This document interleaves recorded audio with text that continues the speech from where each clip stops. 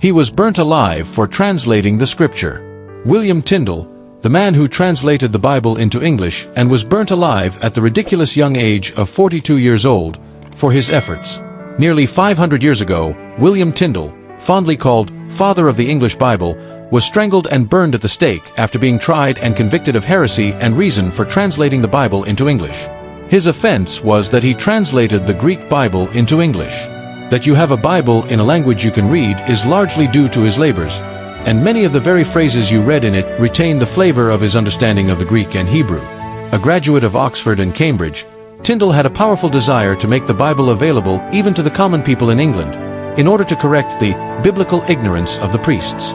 At one point Tyndale told a priest, "If God spares my life, and many years pass, I will cause a boy that driveth the plough shall know more of the Scriptures than you know." Today, 90% of the King James Version of the Holy Bible and 75% of the Revised Standard Version are from the translation made by Tyndale, a man to whom you owe more than you'll ever know. A nice dream, but how was Tyndale to accomplish his task, when translating the Bible into English was illegal at the time? He went to London to ask Bishop Tunstall if he could be authorized to make an English translation of the Bible, but the bishop would not grant his approval. However, Tyndale would not let the disapproval of men stop him from carrying out what seemed so obviously God's will. With encouragement and support of some British merchants, he decided to go to Europe to complete his translation, then have it printed and smuggled back into England. In 1524 Tyndale sailed for Germany. In Hamburg, he worked on the New Testament, and in Cologne, he found a printer who would print the work. However, news of Tyndale's activity came to an opponent of the Reformation who had the press raided. Tyndale himself managed to escape with the pages already printed and made his way to the German city Worms, where the New Testament was soon published. 6,000 copies were printed and smuggled into England. The bishops did everything they could to eradicate the Bibles. Bishop Tunstall had copies ceremoniously burned at St. Paul's. The Archbishop of Canterbury bought up copies to destroy them. Tyndale used the money to print improved editions.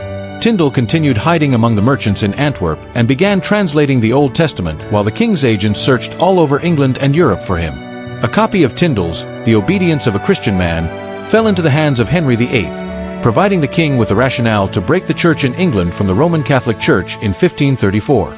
In 1535, Tyndale was arrested and jailed in the castle of Vilvoorde outside Brussels for over a year. Tyndale's work was denounced by authorities of the Roman Catholic Church, and Tyndale himself was accused of heresy. Tyndale, 42, was finally found by an Englishman who pretended to be his friend, but then turned him over to the authorities. After a year and a half in prison, he was brought to trial for heresy, for believing, among other things, in the forgiveness of sins and that the mercy offered in the gospel was enough for salvation. In August 1536, he was condemned and was executed, burned alive at the stake.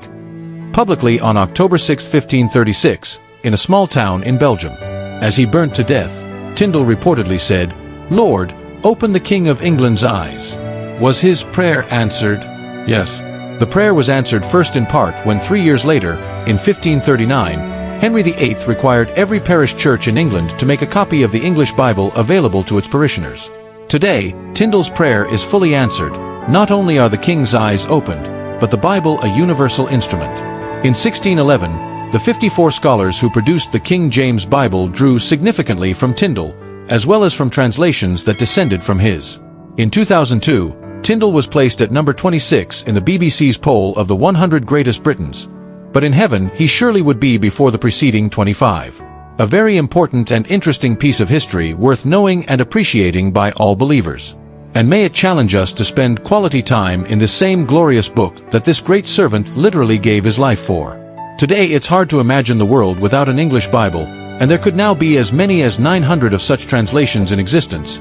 But before Tyndale, it had never happened.